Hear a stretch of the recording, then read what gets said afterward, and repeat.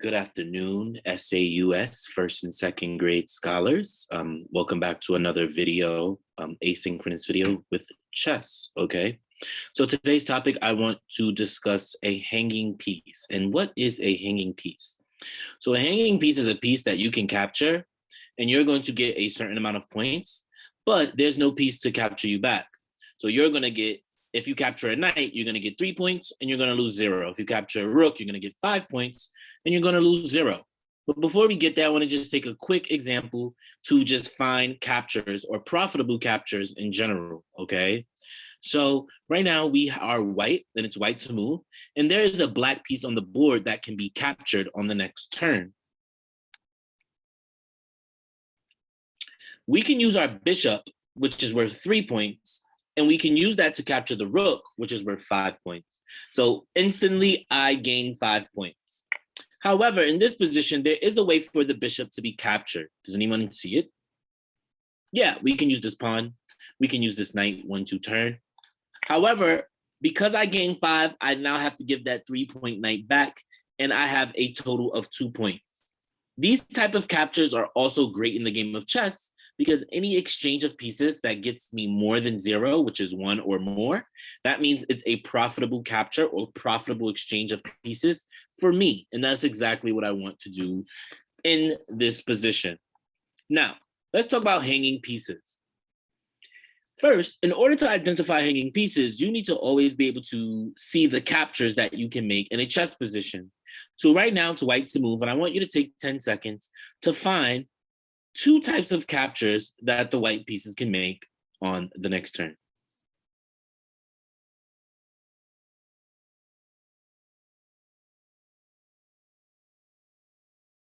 Okay, so if you found the move, bishop takes g7, yes, it is a capture, but I want you to calculate. You're going to win 3 points, but you're going to lose 3 points. That's a total of 0, and we didn't get anything. That's not a bad move, but it's also not a great move. Okay, it's 0, so it's okay. It's an exchange of pieces.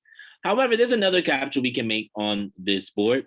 And if we go back, we can use our rook to capture the black rook. We get 5 points, but there's no way to capture back. Remember, pawns capture diagonally going forward. The black pawn is going towards the number 1. So we cannot move backwards to capture this rook. So we gain 5 and we didn't lose any. So we get to keep our whole entire $5 capture, which is a great hanging piece. Let's take a look at another one. Right now, we have multiple captures on the board, okay? And we have some captures that will get us more points than others. For example, I can use my bishop all the way in this sneaky corner, and I can go diagonally and capture a 5-point rook. And when the knight captures back, I have to give 3 of those dollars back. So I'm left with 2. So I gain a profit of 2 with this exchange. And honestly, that may be the best move on the board. However, there is a free capture, a hanging piece, a piece we can capture without being captured back. Does anyone see it? Yeah, the bishop can take this pawn here on c5, and we will gain 1 point, and we won't lose any. So that is a free capture. Can anybody find the hanging piece on the board right now if it were white, if it were white's turn? Wow, smart. You see 2, right? So we can capture this queen and we can capture this pawn without being captured back. But I challenge you to think. You always want to make the capture that's going to get you the most points. So which one of these 2 captures will get you more points? Yeah, the queen is worth more than the knight. We're going to get 9 if we capture this queen. We're only going to get 3 if we capture this knight. Also, if we capture this knight, we get 3, but the queen can capture our bishop back. So we actually don't get any points for that. So the best capture here is to use our bishop to capture the queen. If it were black's turn to move, yes, we could use our knight or our queen to capture 3 free points here. I would actually use my knight because if you use the queen, my pawn can take the 3 points back. So the queen taking the bishop will be a hanging piece. Let's go through a few of these puzzles here, and then I will send you off to do the rest on your own. White to move. Do we see a piece that can be captured without us being captured back? That is a hanging piece. Yes, the knight on c3 can capture here on e4. We have a hanging piece. Let's try the next one. Yes, it's white to move. Can you find and capture the hanging piece? It's white to move. We can use this bishop to move diagonally, and we're going to capture this 3 and 3 point knight. It's actually checkmate.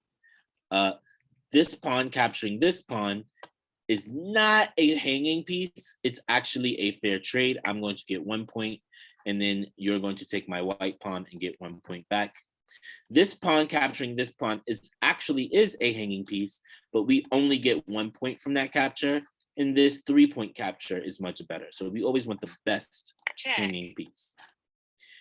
I will also link here in the description multiple problems where you can try a lot of these hanging piece puzzles on your own.